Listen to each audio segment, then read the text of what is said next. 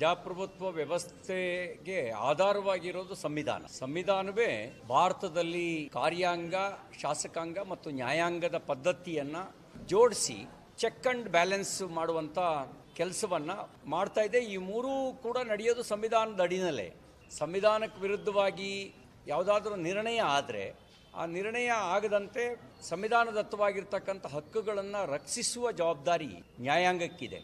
ಬಹುಶಃ ಮಧ್ಯಂತರ ತೀರ್ಪು ಆ ರೀತಿ ಒಂದು ಹಕ್ಕನ್ನು ರಕ್ಷಿಸುವ ತೀರ್ಪು ಅಂತ ನಾನು ಭಾವಿಸ್ತೇನೆ. ಇದನ್ನು ನಾನು ಯಾರ ವಿರುದ್ಧ ಅಂತ ನಾನು ಹೇಳಲಿಕ್ಕೆ ಹೋಗಲ್ಲ. ದುರುದ್ದೇಶಪೂರ್ವಕವಾಗಿ ಸಂವಿಧಾನದತ್ತವಾಗಿರ್ತಕ್ಕಂಥ ಹಕ್ಕನ್ನು ಗಮನಿಸ್ಲಿಕ್ಕೆ ಹೋದರೆ, ಈಗ ಆರ್ಟಿಕಲ್ 19 ಸಂಘಟನೆ ಕಟ್ಟುವ ಅವಕಾಶವನ್ನು, ಅಧಿಕಾರವನ್ನು ಕೊಡುತ್ತೆ.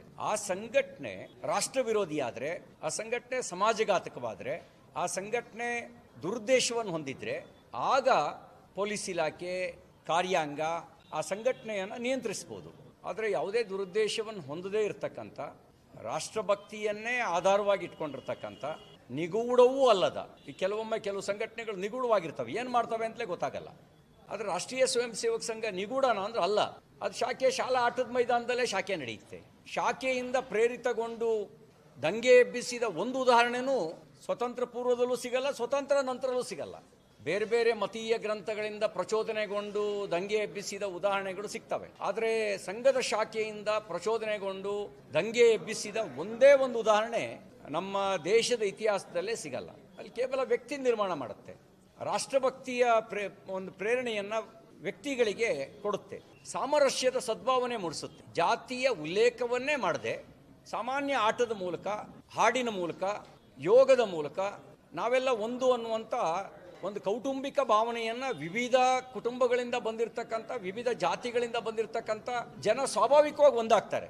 ಅದಕ್ಕೆ ಅಪ್ಲಿಕೇಶನ್ ಫಾರಮು ಇಲ್ಲ, ಅಡ್ಮಿಷನ್ ಫೀಸು ಇಲ್ಲ, ಯಾರು ಬೇಕಾದರೂ ಬರ್ಬೋದು ಶಾಖೆಗೆ. ಅಂಥ ಶಾಖೆ ಮತ್ತು ರಾಷ್ಟ್ರೀಯ ಸ್ವಯಂ ಸೇವಕ ಸಂಘದ ಚಟುವಟಿಕೆಯನ್ನು ದುರುದ್ದೇಶದಿಂದ ನಿಯಂತ್ರಿಸಲಿಕ್ಕೆ ಅಂತ ಹೊರಟಿದ್ದು ಅದು ಸಂವಿಧಾನ ಬಾಹಿರ.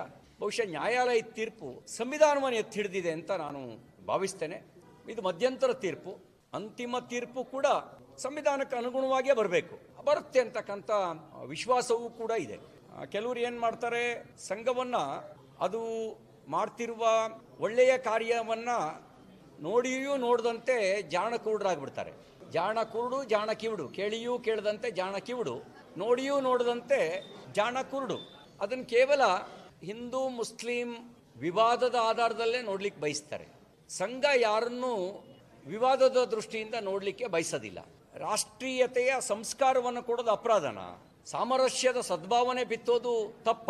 ವ್ಯಕ್ತಿ ನಿರ್ಮಾಣ ಮಾಡೋದು, ಸೇವೆಯ ಭಾವನೆಯನ್ನು ಬೆಳೆಸೋದು, ಸಂಕಷ್ಟ ಕಾಲದಲ್ಲಿ ಪರಸ್ಪರರ ನೆರವಿಗೆ ಬರಬೇಕು ಅನ್ನುವಂಥ ಸದ್ಭಾವನೆಯನ್ನು ಬಿತ್ತೋದು ಅಪರಾಧ ಆಗತ್ತಾ?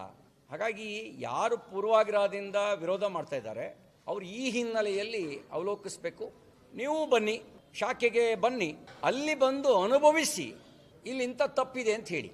ಆದರೆ ಪೂರ್ವಾಗ್ರಹ ಪೀಡಿತರಾಗಿ ಸುಖ ಸುಮ್ಮನೆ ಆರೋಪವನ್ನು, ಅಪವಾದವನ್ನು ಹೊರಿಸಬೇಡಿ. ಅದು ರಾಷ್ಟ್ರಹಿತಕ್ಕೆ ಒಳ್ಳೆಯದಲ್ಲ. ಸಂಘ ಇದು ಯಾವುದ್ರ ಬಗ್ಗೆನೂ ತಲೆ ಕೆಡಿಸ್ಕೊಳ್ಳಲ್ಲ. ಅದ್ರ ತನ್ನ ಕಾರ್ಯ ತಾನು ಮಾಡ್ತಾ ಹೋಗುತ್ತೆ. ಆದರೆ ರಾಷ್ಟ್ರಹಿತಕ್ಕೆ ಅದು ಒಳ್ಳೆಯದಲ್ಲ ಅನ್ನೋ ಮಾತನ್ನು ಅಷ್ಟೇ ಹೇಳಿಕ್ಕೆ ಬಯಸ್ತೇನೆ.